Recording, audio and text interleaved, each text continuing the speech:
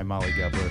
Hi, Alex Kurtzberg. How are you? Oh, I'm great. Good. I'm great. Are you feeling good? Did you have a good day today? I had a great day today. Good. What's so great about it? Every day is great. That's true. Yeah. No, it was a great, now that I think it through. It ended great, but the beginning, it was end of the month stuff. And Yeah.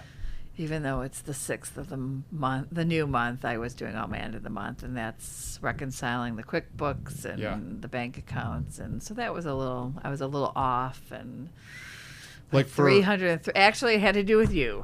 Isn't that funny? How so?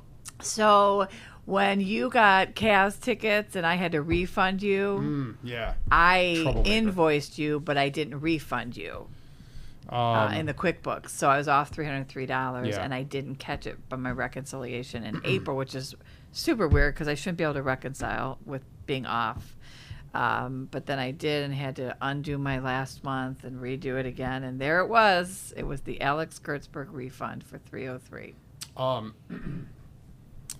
Do you do all that here? Like, do you handle all the books? No, I have Oh, a very yes, you smart controller and Yes. a CFO because I don't know how to do math. Got you. Yeah. Yeah. I I failed don't know how to do accounting math either. Well, But we have an accountant, but Math's I overrated. do. It is. Right. Trust me. Well, we did the room, the trapped rooms. Yeah. We did one of those over the weekend, I which heard is you failed. so much fun. Yeah. It's so much fun. I was of absolutely no help whatsoever. There was a letter that I spent most of my time reading, which then at the end I asked the guy if that meant anything or if there were any clues in the letter. He said no.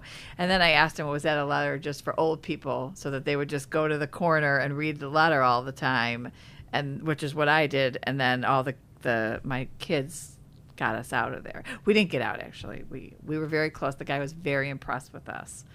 But it had to do with math at the end.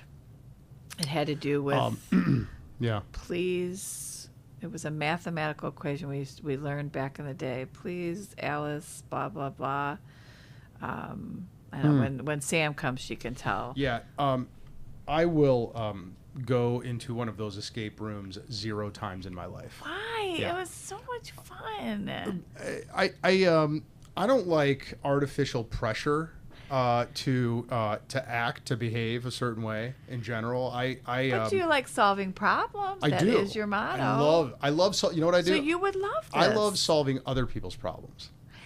I think you would like it. I mean, like, there were things like you had to get a number, and there would be a book there, and it'd be open to Abraham Lincoln's page. Yeah. So he's the 16th president, and that's your number. So it was, trying to figure out. It was really fun. I was, like I said, of absolutely no help. Well, those things are they're real trendy.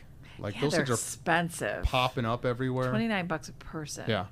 I really wonder, we should get one of those owners on the podcast. I'd like to hear some horror stories of people like, And they losing can their see minds. you. Yeah. Oh, I bet there's some really good stuff on YouTube. There's video. Check Oh, that I'm out. sure there's some good Yeah. ones. We can get me crawling through the trap door. That I'm sure was. Oh, we will got to be see a that. treat for Let's everybody. post that. Let's find it and post it. Yeah, you can't bring your cell phones in, so there were no selfies in the room Right. for me. Very difficult. Oh man, did you get the shakes when you Very couldn't do a difficult. selfie? Yes, Oh, my yes. goodness. So yeah, fun. And then we went to Panini's afterwards for dinner, and there was a very inebriated gentleman who was trying to pick up these 3 young girls. He was probably late 50s, and these girls were in their 20s, and he walks over to them, and he's talking, and the server picked up on it that they wanted no part of this. So the server went and got the manager. The manager came out, Wow. and the manager said to the guy, hey, just let these ladies, they just want to have a, girls' night out. And he literally said to the manager, please don't cock block me. Stop it. I'm kidding. In front of the girls? Yes. Oh, He's my like, goodness. put your cock blocking me. So they threw him out. Got asked. He had said some other things after that. Wow. But I thought that was so fun. Like, he really felt he had a chance with these ladies. It was hysterical. I wish that there were a way to be entertained by drunk people without Yes. being worried about them, like, wrecking their car. I was afraid You know he what I mean? would come back in. Coming back and being, like, untethered and. In this world, you can't. No, I mean, you exactly. don't know what's going to happen. No. So, yeah, it was very fun. It was in Coventry. It was very, very fun. What did you do this weekend? I did some work. I went boating several times. Yeah. Do you have a boat? I will gladly put in a plug for this thing. I'm a member of this club called the Freedom Boat Club. Okay. It's awesome. You pay like a couple $100 a month, and you get to use their boats, and they're always brand new boats. And there's 125 locations around the country. So how much a month? It's different. They've got different packages. So different packages. Yeah. Okay. But it's like I've always wanted to have a boat, but I never wanted to put up with all the BS of boat ownership, like maintenance and insurance. So it's like a and storing. timeshare of a boat. Sort of, except you get to use it whenever you want because there's a fleet of boats at every location. Do you have a boating license? You don't need one. For a certain size boat, a driver's license is sufficient. Really? I think this is right. I could be completely talking out of my butt, but I believe the sheriff will be there the next time you go to take off. I think the rule is that if you have a certain size boat that doesn't go over 40 feet or something like that, then you don't your driver. But the same rules apply. So like you would get a DUI if you are driving your boat drunk. And is it a commitment, a yearly commitment, or can you? No. I'm gonna check this out. It's awesome. I have so much fun, and whenever we travel, my kids and I get a boat. Like we went boating. So you can get a boat in other. Yeah. There's 100 of them. We've gone boating in like Long Island Sound and Boston Harbor, and all over Miami, all over Florida. How cool! It is really fun. Yeah. So I went twice this weekend. I went on Friday and I went on Saturday. And if you like boating. Yeah, you're not a fan. I mean, I don't have the opportunity to go on many boats, so I'll take you boating. Okay. We'll you all heard that? I'm in. I got no problem with that. Okay. All right. All right. So should we talk about? I want to congratulate you if I might. Stop it. I would like to. Please. I'm so unworthy. If you head to the We Solve Problems Facebook page. We Solve Problems Essay Contest Facebook page. Right. Nellie can put the link on it. There was a nice acknowledgement of all your hard work with the essay contest last night for the Schrin Falls schools, and so damn proud of you. Molly, so damn proud of you. Great words and. Yeah. So first of all, did you see the video? I did. Because when it's happening, sometimes you don't hear it. Because you're all like, oh, nervous and. It was like time stopped a little bit because first of all, she gave the nicest little spiel, and then Bob Hunt, superintendent, said some. Yeah, and I'm like, first of all, I felt totally unworthy. Come on now. Because especially this second year that we had it was so much bigger, and I had so much less to do with it intentionally, right? Because you put the right people in place. Well, right, and right. that was your vision. And I was only half of the story because you were equally, you and the chamber. We won that in 2015, so we're done. Well, still. We're good. No, it was your moment. I was so proud of you. Thank you, Molly Gebler. So proud. It was a good moment. Good words. So congrats. Yeah. Thank you. Mm-hmm. Bigger. The Würzburg Law Firm. Bigger and better. Next year? Next year. That's how I like to live my life. Yes, bigger and better. And I saw Baywatch last night. Of course and you did. I will tell you. Shocking. I went to the movie theater. I'm going to give a shout out to my sister. My sister, as I've said to you, is an attorney, very structured, likes to plan things, doesn't like to, throw things on her plate last second. Right. And she called and said, "Do you want to go to the movies tonight?" And that was just a big moment for her. So I indulged, of course, and had my popcorn. You know what? That's why I'm saying it. It is absolutely. I suggest it to everybody. It is so funny, and I really thought it was going to be some cheesy. I mean, don't get me wrong. To stare at Zac Efron and The Rock for an hour and a half or 2 hours was delicious. But I have a skeptical expression on my face right now. I am telling you, it is so funny. The Rock is so funny. It was really great. I will say those two dudes are pretty funny. right? Like Zac Efron in Neighbors is hysterical. Yes, Isn't he in Neighbors? yes. He's hysterical in that movie. He is. And Yeah. and it's funny The Rock because is, too. from High School Musical, which is what my girls watched, Yeah. which is what he was in, and they make a reference. The Rock calls him Yo High School Musical. It's very funny. I highly suggest everyone to go see Who it. plays the blonde girl with the big boobs? Actually, Pamela is in it. Oh, is she? Yeah. Oh, I shouldn't have ruined that. But we knew that she was going to get Spoiler. it because of the beginning Yeah, credits. no, It that was can't- there, and that's so is Shocking. David Hasselhoff, Of course he is. and he looks horrible.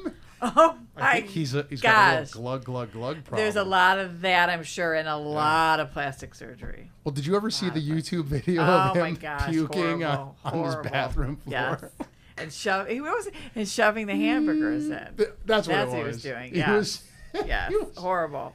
Oh, And I don't man. know when this is coming out, but the Simple Summer Nights Gertzberg Law Firm Summer That's Series right. is coming out, and it's going to be bigger and better than ever. 17 concerts. Actually, this week, Thursday, Sugar and Falls, and Friday is in Newbury. That is so much fun. So much fun. Yeah. I mean, it is to You put on a good put concert the, series, Molly. Put well, thanks to you, we get to do it. Well, Put the electronics down, Yeah. get the blanket, get your family. I mean, it just is so, pick up a picnic. So much fun. So much fun. so it starts next Thursday? This Thursday. This Thursday This is Thursday May, is the June 8th. June 8th. June with 8th. Geese Cats. Geese Cats. The Geese Cats. Old timer music, really, really good. And then Friday is in Newbury, which is a great concert. They're celebrating their bicentennial. So there's going to be the ice cream truck and lots of fun things at that concert on Friday. And then a watch party Friday night at the Township Hall. Ooh. Lots going on. So I hope Nellie can get this out to help me promote it. So the kids listening at home should go to the Chagrin Valley Chamber website to get the full calendar of awesome concerts. CVCC.org. I will also say this. And this is a major reason why I sponsor this for year 2 now. Yes. Right? I think that there's something so cool about an outdoor concert in Chagrin Falls on Main Street, right? It is cool. It is, I don't know, there's Norman Rockwell. Yeah, Norman Rockwell. Uh-huh. Yeah, but with like loud music and really good performances. None of the bands suck. I mean, we have Jackson Rome coming, who is used to be big in the Chautauqua scene. Mm-hmm. Then he moved out to Florida somewhere. But he's back and was only back for a month, so he called and said, "Can I get in?" We have Alex Bevan, which is a huge performer, big follower. The Pop Tarts, which are new this year, that they're a ladies 60 band, and then Diamond Project is back. Oh, and guys, come to that show just to watch Molly lose her freaking mind. Lose my mind. Oh, man. Well, I saw Neil Diamond. I know. Live. I know. How did you? A week ago. Did you have to get like those paddles to restart your heart? He was really good, but September Morn. Was not played or was Solitary Man. Ooh. There was a lot that he didn't sing. Well, he's got a huge repertoire, that man. He does, but listen, Neil, we don't want to hear your new crap. Yeah. Come on. Stick with the old. Come on. These ladies are 60 plus. Not me, of course. They don't have much time left, Neil. I mean, come on. Let's play the You're classics. Deprive these women of the few joys in life that they've got left. Come on, Neil. I gave up Diet Coke. Did you really? Yeah, it's been a week Oh, now. why? I'm just trying to make some healthier decisions. Of course, my popcorn last night. But just thinking about every choice I make. And that was my first one. I have to say, I don't feel much different. How many days have you gone without? It's been a week. And that's just Diet Coke or sodas in general? Sodas in general, because I only drank Diet. I only drank Diet Coke. You know what? I will tell you, I was at a restaurant and I did have a Diet Coke. You know, just this, but I don't have any at home. I have just water. So, yeah. I think that giving up sodas is one of those habits that compounds, right? Like, so I think that you'll find a lot of benefits that you probably didn't even expect because they add on themselves. Is Nellie going to yell at us because I think we're like 15 in and we haven't even said who right now she's listening to this and at some point in the future going, would you guys shut up and get to your guest? It was some good conversation, though. That was solid banter, Molly. Yeah. That was Kathy Lee and Regis and Kathy Lee.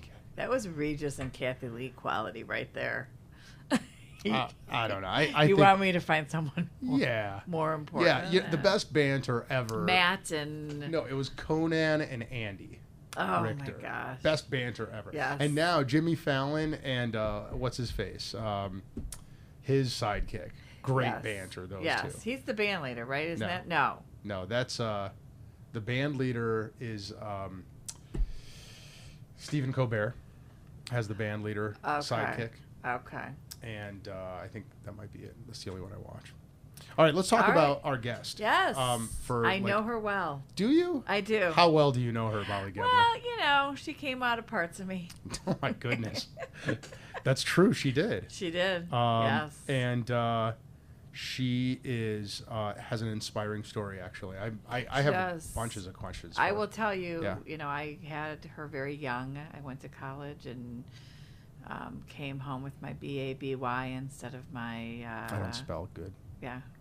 Instead of any type of degree. Right.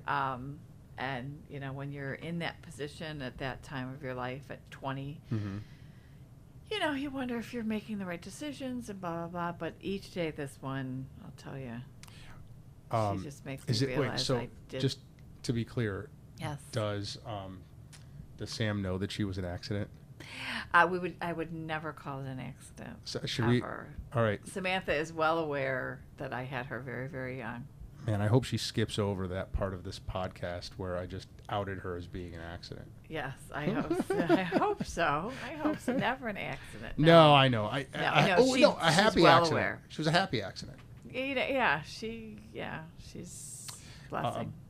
No, and as a testament to that, the lives that she has definitely changed, right, and affected and touched, and the ripple effect of that, which I'm a big student of myself now, right, is like I'm fascinated not by just one person helping one person, right, which I think is huge. It's more like the ripple effect that you have when you educate one person, right? There's that scene at the end of, did you see Schindler's List? I have, yes. Yeah. Not recently, though. Yeah. I gave, just as an aside, I gave this eulogy for my uncle who died. And my uncle was the one who brought my entire family out of Russia, right? And I quoted that part, and I would say the same is true about Sam, right? Where at the end, that quote from the Talmud, which says that he who saves one life saves the entire world, right? Because there's that butterfly effect. You do nice things, you do good things for people, and it's never just that person. Right. It's their family, it's their kids, it's their future, their employers, their friends. Like it all ripples out. Conversely, when you're a jerk to somebody, right, that too often multiplies. Yeah. And so Sam has been changing lives now for several years. Yes, she has. Yeah. Yeah. Should we bring her in? Yeah, but let's just go briefly. Oh, yes, we should, right? yes. Just so she's been changing lives by being a special ed teacher at Clifton? Collinwood High School. Yeah. Teach for America. Yeah. And she's an autism intervention specialist, or was, at Thomas Jefferson Elementary School. Is currently, yes. Oh, okay. Yeah. Former teacher for America Corps. And she's been doing that for a few years now. She's in her third year, and during high school started just a couple programs where she brought, I think it was Tiger Paws, where she brought kids from the middle school. During lunch, she would arrange people to sit with them and make them feel part of, the student body. Yeah. And then in college, she was with a couple groups. Big supporter of the don't use the R word. Yeah, I want to talk about that. Big supporter of that. Yeah. Married to a Marine. Married to a Marine. Yeah. Do you call him retired if he's done his duty? I don't know. Are you or once a Marine, always a Marine? I don't know. Yeah. Married to Marine. No, you know what? I think you call them retired when you're addressing them as an officer. So you would say like Colonel Evers retired. Okay. Right, but you would. I don't know. Yeah. Maybe Yeah. in that context also. Isn't that funny how the Geblers have this like public service bone in them all the time? My mom. We've talked about that. Yeah. Okay, so here we're gonna bring her in.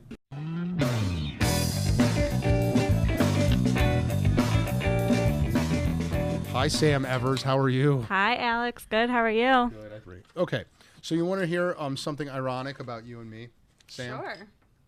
You are a teacher, but wanted to be a lawyer. You know what? I was just thinking about that when I was coming here. Yeah. Yeah. I definitely wanted to be a teacher. Really? Yeah. What would you teach? Yeah. if you could History. teach? High For school? sure. Yep. High school history. That's exactly right. And What type of history? 'Cause there's like American history, world history. I think that it would be world history starting from like the Renaissance period forward. Okay. Right?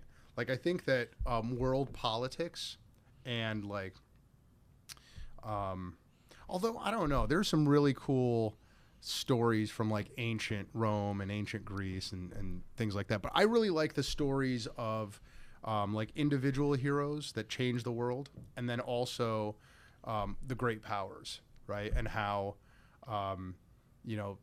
the course of history is changed by revolutions and mass movements and technology. Can't you be a teacher? Like, can't he be a substitute without a teaching degree?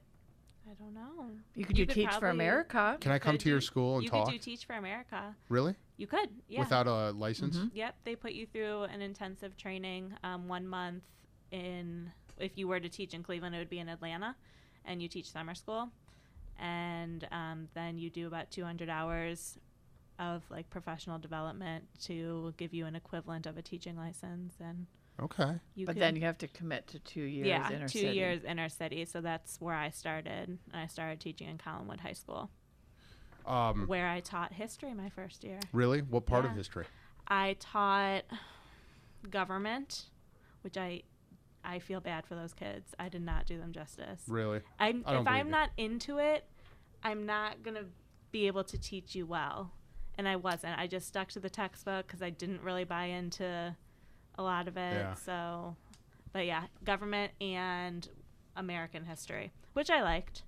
It wasn't all Although bad. Teach for America, what's the percentage of people that get into that?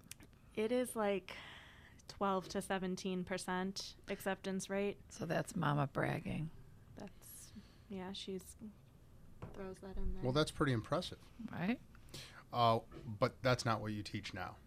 History is not what you teach not. now. Now you teach. I teach in an elementary autism unit for grades 2 through 5. That is amazing to me. Yeah. Yeah, that's really cool. Why did you go that way? So I have my degree as an intervention specialist, which is just fancy special education.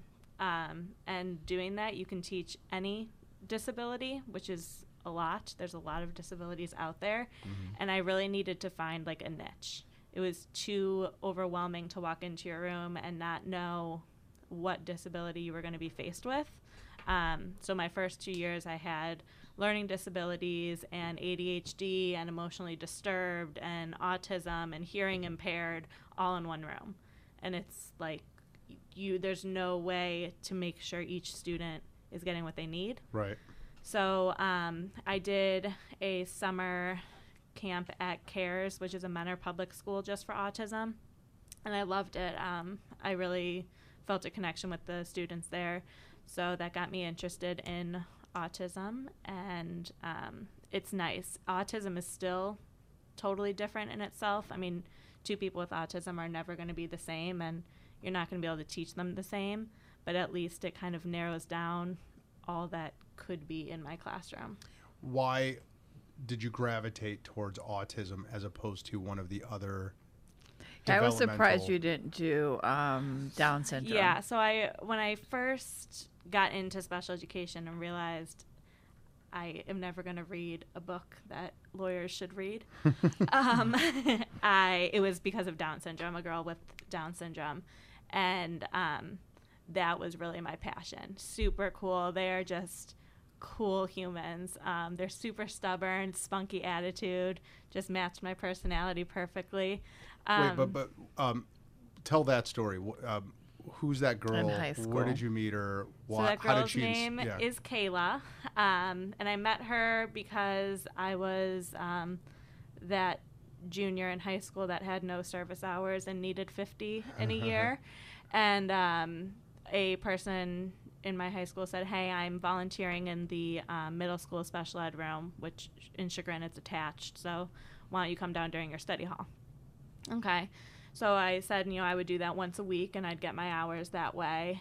And I met Kayla and a variety of other students and just really had a special bond with her. She was able to read her first whole sentence with me. The teacher, Jessica, just let me go with her and let me be one-on-one with her, trusted me to work with her, which was amazing. She saw something in me that I didn't even know I had at the time. And that, she looked at me one day and she said, "You need to do this for the rest of your life." That's and I awesome. said, "Yeah, I think I do." And by the end of it, I had over 2,000 hours of community service working with in that classroom and a camp for kids with Down syndrome as well. Do you see Kayla these days? I do. Life got in the way and I wasn't seeing her, and it was really affecting me because now that I am, in the groove of teaching, I owe it to her completely.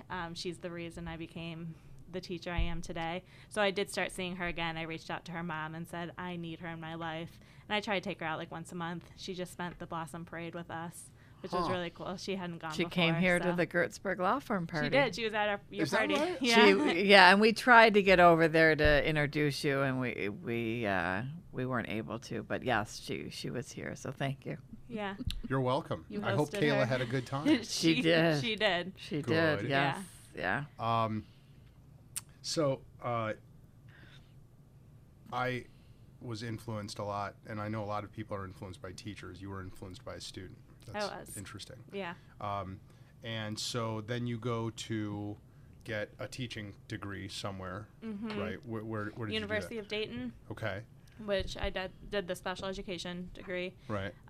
It's K through 12, all disabilities. So the options were wide open from there. You also, not to, just because this is Mom talking and I know everything. A little bit of She's mom gonna- talk. she's a little bit gonna about- pop in and brag the whole No, time. the camp. You did the camp.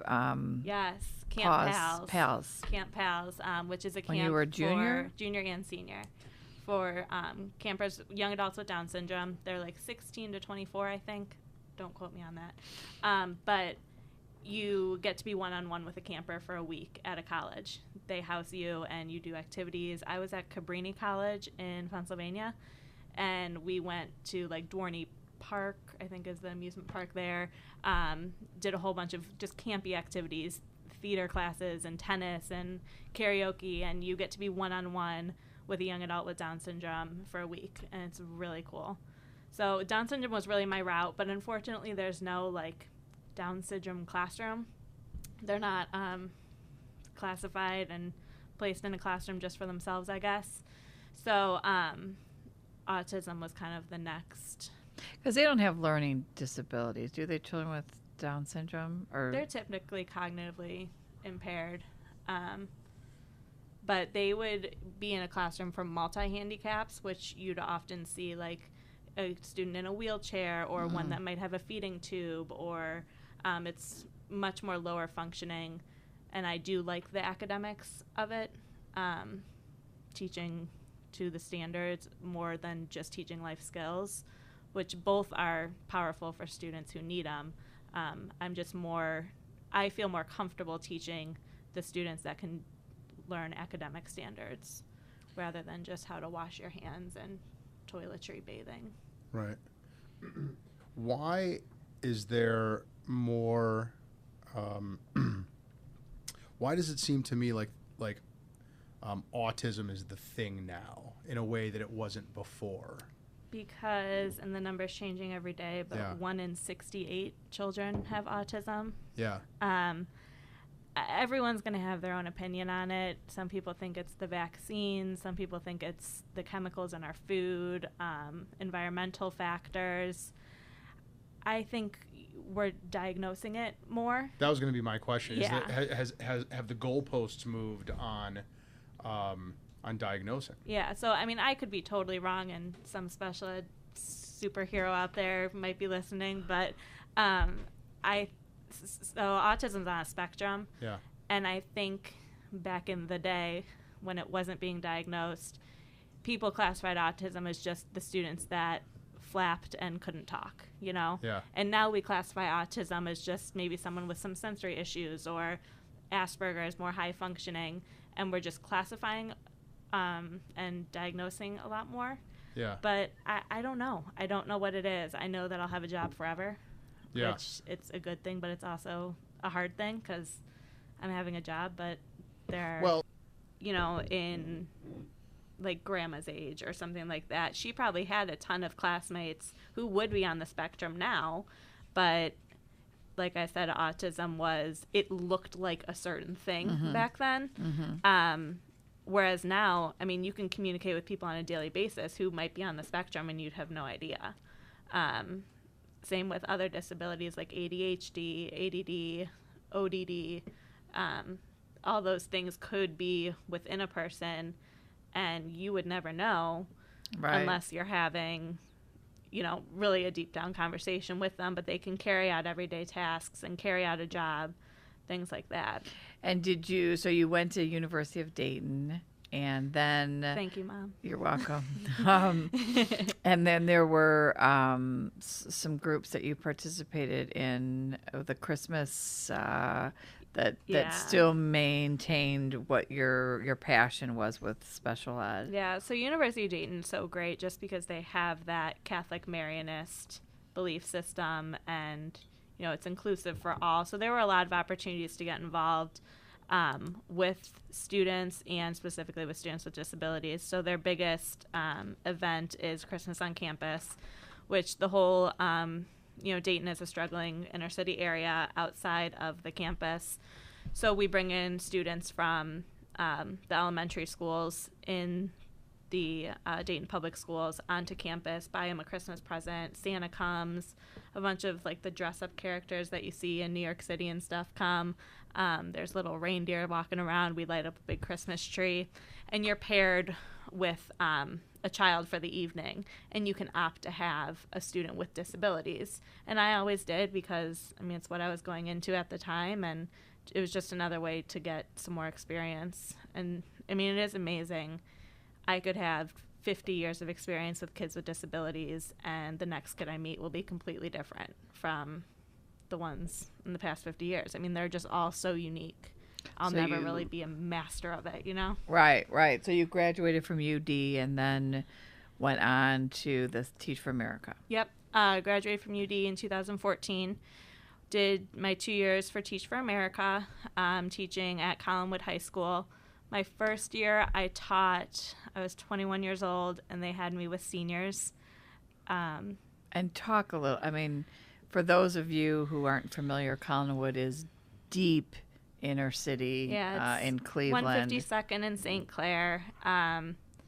So that first year I had a caseload of 17 students, which is very high. Just to compare, I had 5 students this year. I had sophomores, juniors, and seniors that first year. And coming from Chagrin, I mean, my parents let me travel and let me do a lot. I was by no means sheltered, but Chagrin is just a sheltered community. And to walk out and walk into Collinwood High School, I mean, my phone was stolen right off my desk the first year. As an aside, it's ironic your mom lets you travel when she will only go to Chagrin Falls or New York. Hey, I went to Willoughby last night. Yes, Willoughby. Spontaneously. Because they have recliners. Someone chasing you? Recliners at the movie theater. I mean, when Mom and my sister came to help, you know, decorate my classroom that first year, they were shocked. I remember, Mom was taking pictures of the ceiling that was just literally peeling off in my classroom. Oh, it's a whole nother world. Yeah, it is. The fights, you become immune to it by the end. I knew the security guards. I knew Cleveland Gang Squad members. I knew the 2 gangs that were in the area, and students were telling me which one I'd fit in with better. Which one would you fit in with better? The Sharks? No, it was, I forget the other one. There were the Bricks and another one. I can't remember. But Collinwood Brick Company was very big in the area. So I'm assuming that's where the Nels, which was a street, Bricks and Nels. I was told I'd be a better Nell. But, that was amazing to me. So everyone's involved in a gang.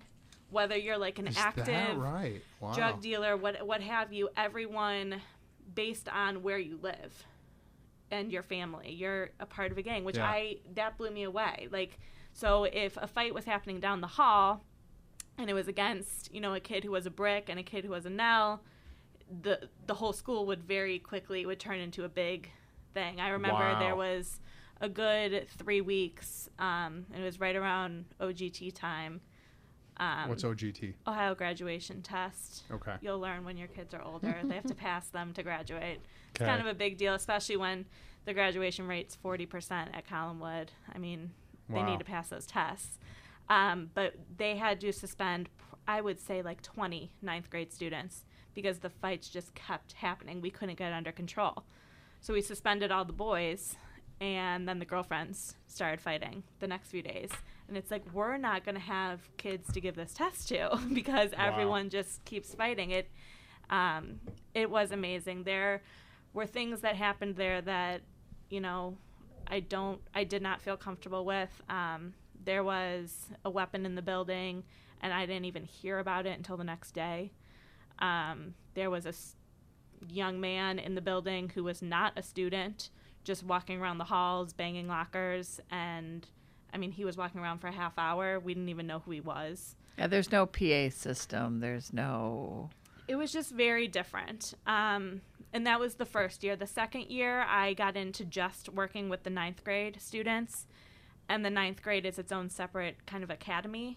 It's the New Tech program. And things were more disciplined and more structured. And the district was funneling a lot of money into that program. So it was a lot better off. And these are all kids on the autism spectrum that you were working with? Or? That was actually more just learning disabilities and emotional disturbances. I think I had 1 or 2 kids who had autism along the way. But that's another thing I saw.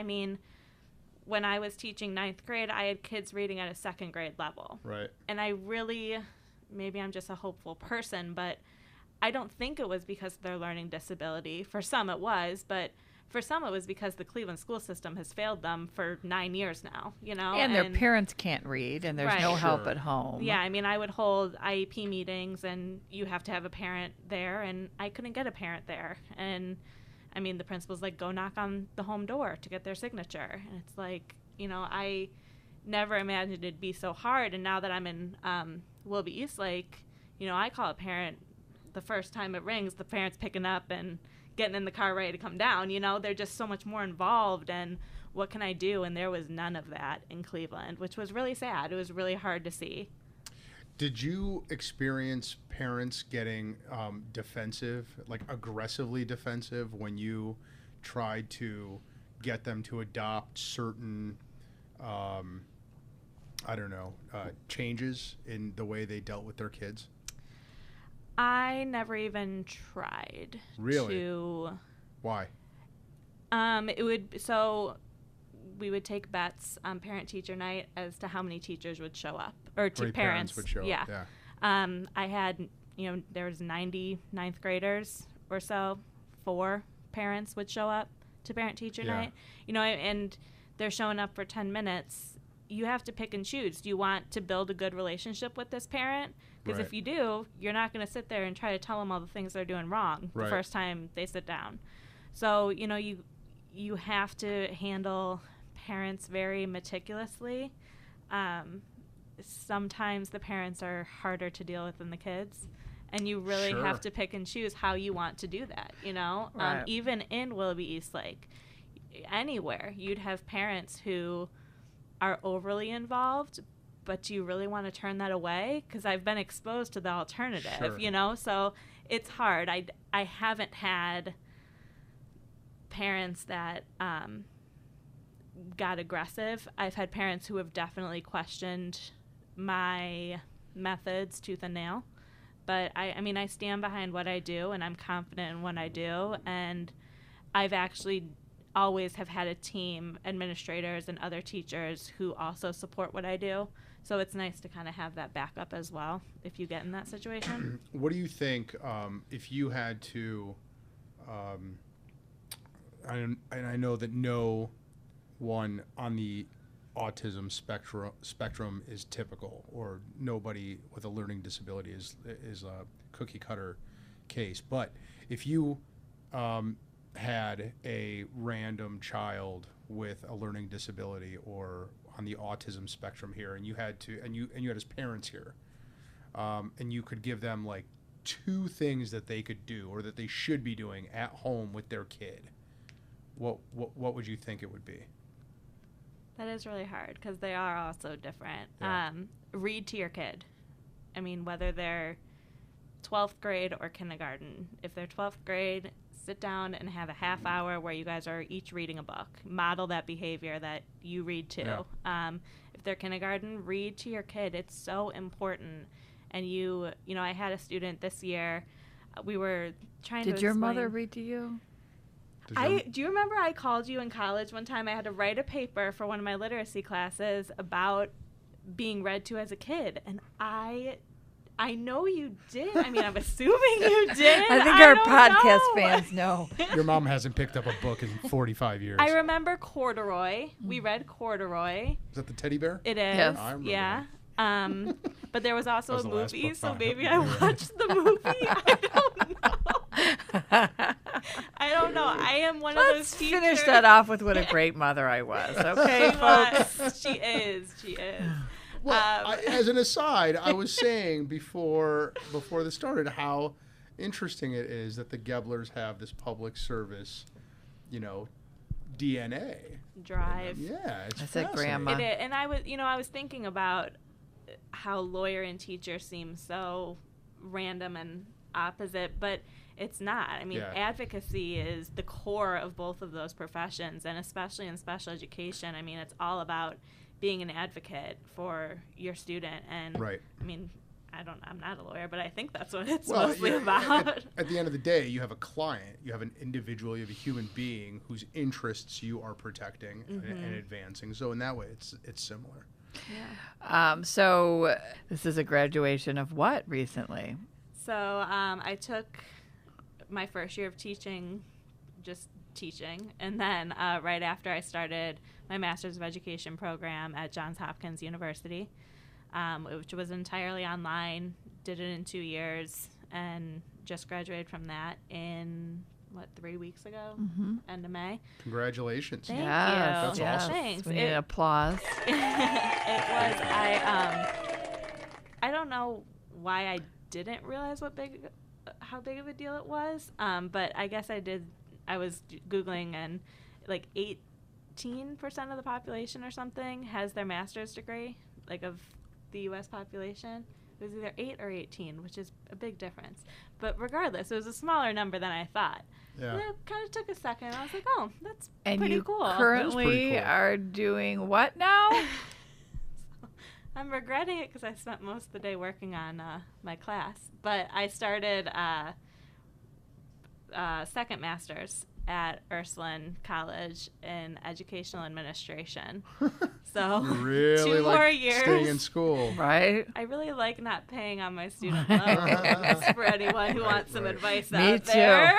Me too. No, I do like it. I think the best teachers are also students. Yeah. And I mean, I had a student this year who asked what I do at night, and I said, I do homework just like you. And he was like, what do you mean? You're in school too? Why? And I said, well, for you, to make myself a better teacher for you. He's like, oh, that's really nice of you. And I mean, it was just the purest kid form, but it's true. I mean, that's why I do it, so that I can be better Yeah. for them, because it's not an easy job, but I do love it, and going to school helps. It keeps me sane. Well, sometimes. and I think that more people ought to remind themselves that they are never there all the way. There's always room to improve, and whether it's through another master's program or just, just online courses or whatever, if you can be in a constant state of improvement, that's where you want to be. Right. When I stepped out, did you guys talk about the R word? No, I didn't. I Okay, saved let's that talk for you, about and I that. saved Thank you. singing for the Pope for you. Ooh, yeah. All right. Let's take those in. Tell the Pope story first. Oh, when I was, 12 or 13, somewhere in there, I have a huge interest in singing and musical theater, and I stepped on the stage the first time when I was 8 years old and just caught the bug. We just watched that the other night, didn't we? Oh, that's her embarrassing. performance. So there's a group called the Singing Angels. It's a greater Cleveland area singing group. They perform, I think, twice a year at Playhouse Square. They do lots of local concerts.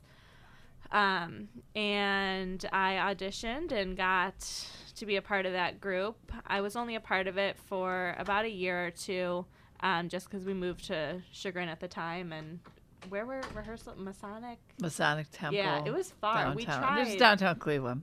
Yeah, it was just because they were like twice a week. It was a lot. It was a lot. It was a lot for a mama. Thank you for giving me that opportunity. Uh-huh. But with the opportunity came a trip to Europe, which included, we were performing on the cruise ship, was kind of the ongoing part of it. But we got to perform in Italy, Greece, and Turkey. Italy, we performed in Venice. Got to go on the gondola rides, and then we performed for the Pope at the Vatican. And we went to Athens in Greece and the Greek islands, which are just unbelievably beautiful. We performed at all like the historical monuments, the Parthenon, and where the first Olympics were held. It was very cool. Are you saying the Turkish national anthem? Yeah. Turkey was weird. Interesting? Turkey was interesting. Turkey was interesting. No, it was weird in the way that we had to go about it. So, it wasn't like right after 9/11 by any means, but we were still very active in the Middle East. And, we had strict instructions. We are getting off the cruise ship, singing the national anthem, climbing some hill in 114-degree weather, and getting back on the cruise ship. We were not to drink water there. We were not to eat there. Is that true? It was just very... were you scared? I think I was too young, and you might not want to hear this, but I was too young to really appreciate everything that was going on at that trip. I got to go to places that people don't go to in their lifetime, and see places that I read about in textbooks or see on the movies and things like that. So I wasn't really feeling not scared, but I also wasn't as appreciative as I should have been. But I was young. I was 13 years old, I think, and the Pope thing, was the most vivid and coolest experience for me. We sang for a papal audience of 12,000 or whatever it was, and you saw him in his bulletproof car driving up, and we sang. The only song I remember is "Ode to Joy," the joyful, that one. But it was very, very cool. And then we did sing a song in Greek as well. And, I performed at Playhouse Square a few times with them. It was a really cool experience, but I do wish I was older when I experienced it so that I could appreciate all of the history that really was in it. There really is no segue from there to the R-word story. No, not an appropriate one. Anyway. That is the segue, actually, right there, that there is no segue. Yes. Right? So you convinced the school administrators or the school administration people, I don't know, to let you talk to an assembly. So at Camp Pals, I was actually at camp with two people who started a campaign, Stop the Word to End the Word. One of those people is a Shriver in relation. He's Tim Shriver's son. So I don't know how that... Which is very bizarre because a Shriver was the guest speaker at Johns Hopkins. He was. Interesting. Graduation, which is very kind of full circle. Yeah, so... well, they started Special Olympics, the Shrivers. Eunice did. That's right. That's right. Yeah. Okay. So there's a lot of passion there. He and another young adult, Soren Palumbo, started this campaign, and they talked to us about it and just how important it was to not say the R word, which, for those who don't know, is retard or retarded, even if it's in a joking manner. So, that show was so R, whatever. And I didn't get it. I was sitting there, I was a junior, overwhelmed by this whole camp thing. It's a really big deal. I didn't know what I was getting myself into, type of thing. And when I was with my camper and other campers, I let it slip because as a 16-year-old, it's very much in your vocabulary more than you realize.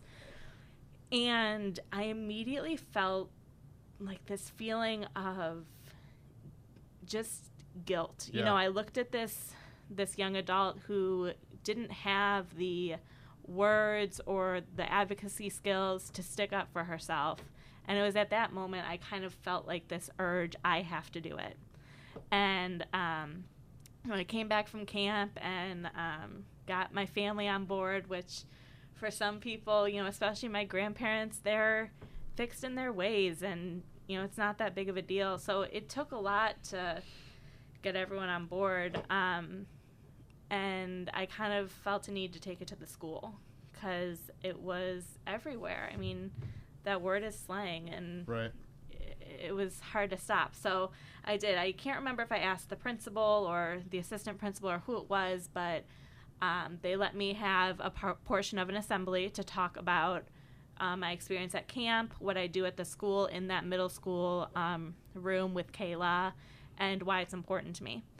And after we had laptops set up and they could go to ourword.org and sign the pledge. And if you haven't signed the pledge, I recommend you to do so. I'll sign the pledge. And you can get cool swag too. You can get shirts, and during the month of March, I think it is, they have a day dedicated to it. It's pretty cool to check out. But yeah, I got to stand up in front of my peers, which was really, it was kind of the point in your adolescence, I guess, where you stop caring what people think about you, because you're standing up in front. I was a senior, so you're at the top of the school, but there's still 400 kids in front of you, and you're expressing. I think you're probably an old soul, because I think most seniors still give a crap what. I think that you matured earlier than that's what I'm saying. Others, people peers. were snickering and laughing, and why do you do that? Why did you care? That was embarrassing. What teacher made you do that? And they didn't realize that it was a self-driven thing. And no one probably remembers that I did it, but for me it was important because it was the first time I really stood up and took that advocacy route for the people that I then dedicated my future to. So the thing of it is, I think that's such a brave thing to do, right? Because I think that you probably did care what people thought of you, but you cared more about the impact you would make, right? I can't imagine that any high school senior, and I could be totally wrong, right? But we're all self-conscious, and we're all still trying to be accepted, I think. Yeah. Right? Oh, yeah. But so it's not that my guess is that it's not that you didn't care. It's just that you cared about something much more. I would totally agree. Yeah. I mean, knowing that Kayla was in that building and I was going to see her, right after the assembly is really what drove me to do this. And, she walks down the halls of the high school and She was going to high school in a few years. So it was important for me to, as I was leaving the school, feel that I contributed to hopefully a culture change within the building. Well, and I guarantee that you did. Like, have you seen any evidence that there was a change as a result of that assembly? It'd be tough. I think so. Yeah. I think it would be cool. I've never really thought about it. Maybe to talk to my sister who came up to high school right after that to see if there was. I think about this with the cyberbullying and the texting and driving, right? When you amplify awareness through a message or a conversation or essays or whatever, an assembly, right? There is zero chance that it doesn't have some impact. Maybe it's one person, right, who doesn't use the R word. Right. Right. And it's probably more than one, right? I mean, how many people were in there? A couple hundred, right? 400 probably, yeah. So presumably some number more than one was impacted by that, or at least thought twice about it. And we were talking about this before you walked in. I think that the magic of influencing other people isn't the direct influence, the thing that travels from your brain out of your mouth into somebody else's ears and into their brain. It's the impact that it has when it ripples out, right? So when that one person who used to use the R word suddenly doesn't, right? And then there's a kid brother who looks up to them, right? Right. And now won't use it, right? Or is less likely to. And then it's that kid's friends, you know? And so there is, without any question in my mind, an impact that you had in that school, and it probably went beyond that school. And it also probably wasn't the first time that they heard it or the last time, right? So it's science, right? You hear the same thing over and over again, it's going to have more of an impact. So I'm sure that it did, and I think that's awesome. I think it's awesome that you did that. I've been guilty of using the R word without question. You know, like I said, for me, it didn't hit me until I said it in front of someone I shouldn't have said it in front of. And until you have a personal experience that you can attach to it, you know, it's a way of life. It's a lifestyle thing. It's not going to change unless you want it to. I know my husband, when I met him, he was using it left and right, and it really took a serious conversation. Like, that was a deal breaker for me. I couldn't go around hearing it all the time, and if we got to the point of marriage and kids, I didn't want our kids hearing it, let alone saying it, you know? And, you know, we were at his parents' house, and his brother said it, and he turned to his brother and explained it to his brother, just like you were saying, that ripple effect. And at that point, I was like, oh, I can marry you, you know, this sounds good, you know, but it's that change of lifestyle. It is, it's someone you care about stops, or someone you care about has a disability. You know, we talked about the numbers. There's more people around than we think that are struggling with something, and you never know what your words can be making them feel. And what's the contract email or website again? I believe it's just rword.org, r-word.org. We can check up on that and maybe put it on the little website thing. And all 45,000 of our listeners need to go there immediately. Yes. At least just to educate yourself. If you're not ready to make the pledge, don't make it. But educate yourself. Learn about why it's an issue. Here, I think on the website is Soren, the kid who started it, his story and his sister's story, which is what he started it for. Just listen to people's stories and go from there. You know, don't make a decision until you're ready. Man, and I mean, it's so fascinating to me because it really cuts to the very core of like what kind of person you are, right? And you know, you can be the kind of person that uses the R word, and that is defining, you know. Or you could be the kind of person that knows that has an effect, you know, on other people. I actually swear to God have used it a lot less since Molly Really? said something to me about it. Yeah. And that is like... And that's the ripple effect. I know. Yeah, and there's different levels to it. So, like, when I was first at camp, it was like, okay, I'm hearing the information.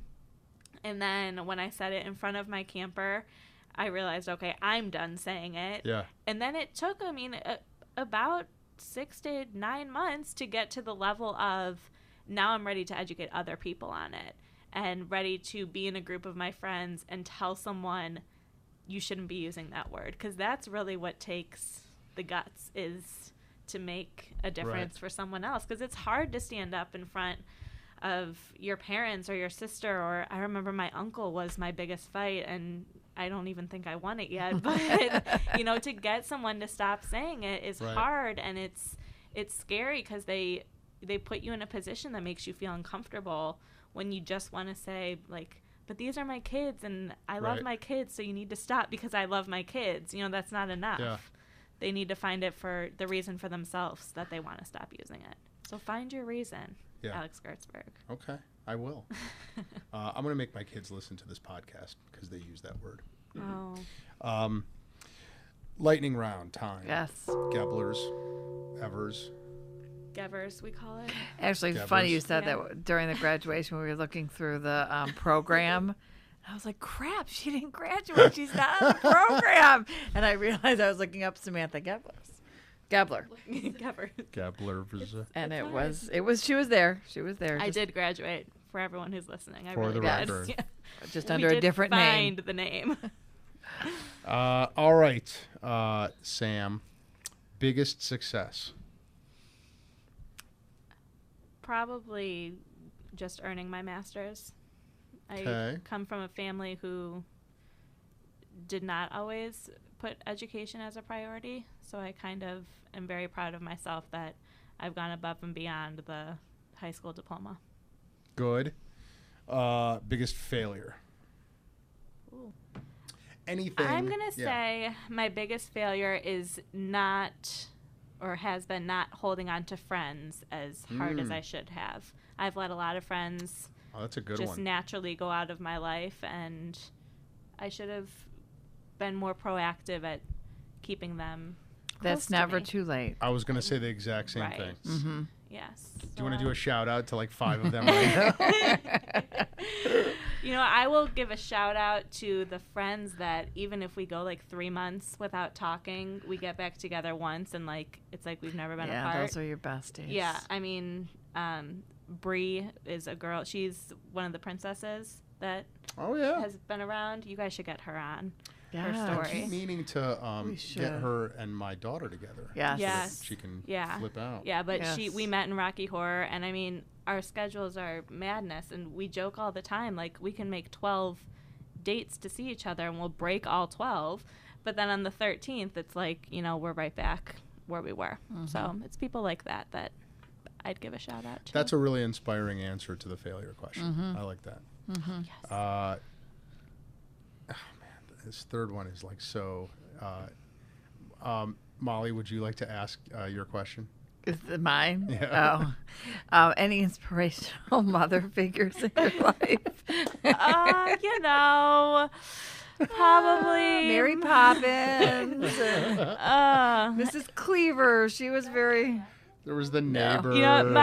My dad gave the dad speech at my wedding. You're gonna break your mom's heart right now if you don't say your mom. He said, there are such strong women in our family, and it is just the truest thing. I was raised by amazing women, and mom was young, and she could have done it completely by herself. I have no doubt about it, but she didn't. She had my grandma and my aunt, and both great grandmas at the time, and we are really blessed to be surrounded by such strong women, and I'm very lucky that 100% my mom is the answer.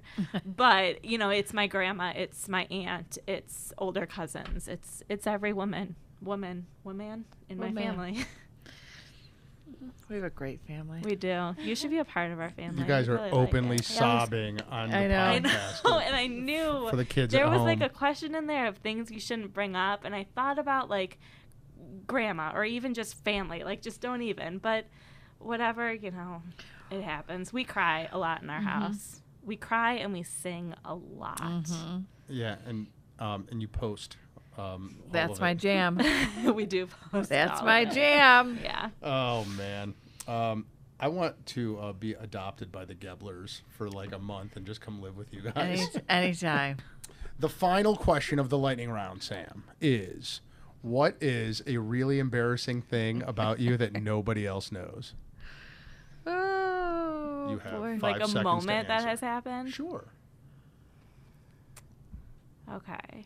I don't even know if you know this. Oh. It's not anything bad. It's just like Dun, it was dun. super. It felt very embarrassing for me anyway. Maybe it's more of a better story in my head.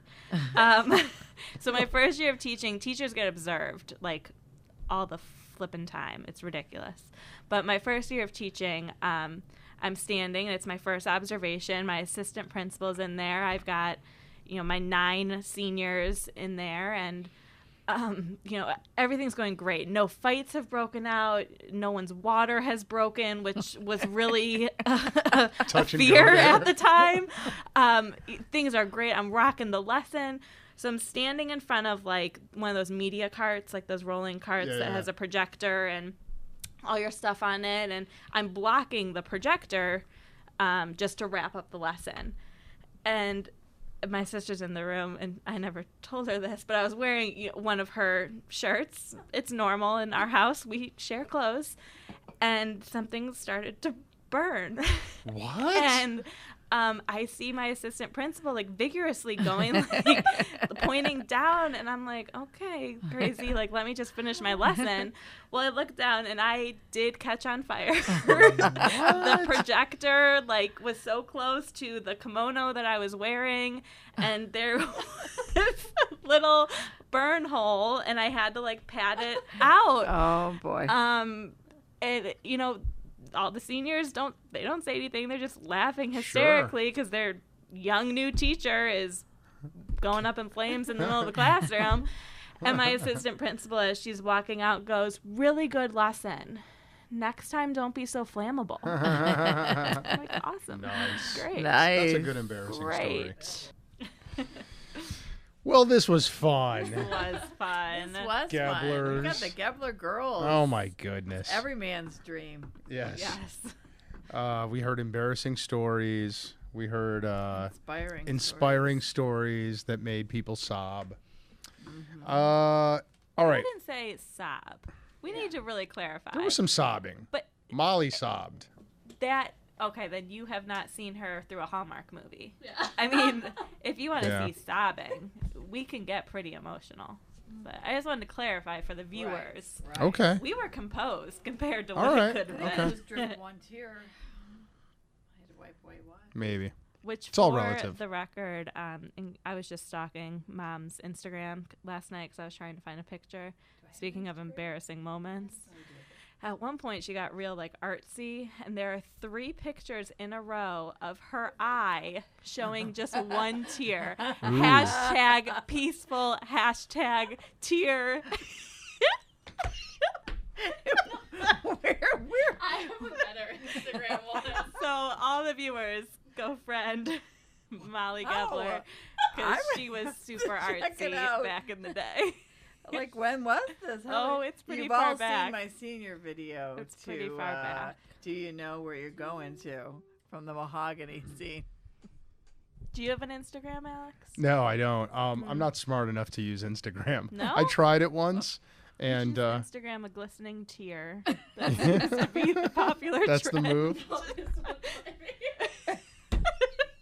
What is that? Oh, that's your mom. Is that your mom? Yeah. Oh my goodness. All right, let's put all these up on the Yes, on the website, and we're gonna yes, close absolutely. Oh, yeah. before this gets too I nutty. gotta go to the bathroom. Yeah. All right. Do we want to? We made some announcements at the beginning. Are Concerts there? this week. Yeah. Yes, I'm excited for this to start. Yeah. With you. I might go hiking the Appalachian Trail with Nellie's husband. Oh. Really? That'll be fun. That might happen next Have week. you ever? Yeah, I did it with my dad once. And I'm understanding there's pieces, parts, like segments. But yeah. there are people that do the whole thing. They're called Through hikers. Are you gonna be a through hiker? No, Oh. that's a 5-month odyssey. After which you get a new name. like Moonbeam or something like that. Yeah, I'm good. I'm straight on that. I'm gonna be a segment hiker, which is when you just do segments of it. Okay. And so Josh and I are planning to do like 60 miles over 3 or 4 days. Does Nellie know? Yeah. Okay. But I broke my collarbone in December. Right. You see, look, you got this big scar right there. And I've not actually stress tested it under the weight of a rucksack yet. So this weekend, I'm going to do an all-day hike under real-life conditions to see how it goes. And if everything goes well, then I'm going to go. And if it doesn't, I'm going to go to a Fish concert in Pittsburgh instead. We can end the podcast on a happy note. Yes. And go Cavs. Go Cavs. Did you guys talk about Not Cavs really. before this? What? There wasn't much go to talk Cavs. about. I know, They're but about to turn it around right now. I believe. Yeah. By the time people hear this podcast, we will either know. have won the ring again. No, or there's 2 more weeks. It's this week and next week. It's all in next week. We'll Yeah. probably know if we'll probably have a better idea on what direction the series. Yeah. is Well, where going. we are right now is It's this 2-0 Wednesday, tomorrow night, or Friday, 0-2. and then Sunday, Yeah. and then. People know if we lost. Right. Or Right. if Well, still we're all in going to it. be at the game tomorrow, so they will definitely win. because of us. Yes. Right. And your kids are going to give a high five to the team. My Jacob is. He tried to tell me that he's gonna try to get LeBron to sign his shirt in the high five tunnel. I said that ain't gonna happen. No, because they're just running I don't even out. think He he'll doesn't be able to sign, bring to it be down. I know, honest. but you know what Jacob's response is? We'll see. Yeah. LeBron doesn't sign anything. I know. I like his optimism. That's what I'm though. saying. He's bold. He's Yeah, audacious, but that his kid. dad should come to the golf outing because I do have a signed J.R. Smith, 2 signed J.R. Smith items. One's a jersey and one's a baseball hat. Interesting. Is it J.R. Smith? Oh. Yeah, Yeah. I think so. Yeah. Girls, does your mom send you guys pornographic pictures of what's his face, Kevin Kevin Love. Love, all We the send time? them to each other. Do you yes. really? Yeah. I get them too sometimes from Molly, and it's disturbing. Yeah. Oh, it's It's really it disturbing. should is not be not. disturbing. It should be Enjoy it. enjoyable. It's beauty. I mean, It's art. I don't know. It's Yeah, beauty. It Yes. is I don't really know. something You should else. appreciate the art. Yeah. Speaking of Sure. art like that, go see Baywatch. I We just- saw it last I heard it night. was spectacular. It was really life changing. All right, I'm gonna end it. Yeah, because I got to get the PP key. This has officially come full circle to Baywatch. All right, thanks guys. Thanks, thanks Alex. everyone. Alex and Mom. Later.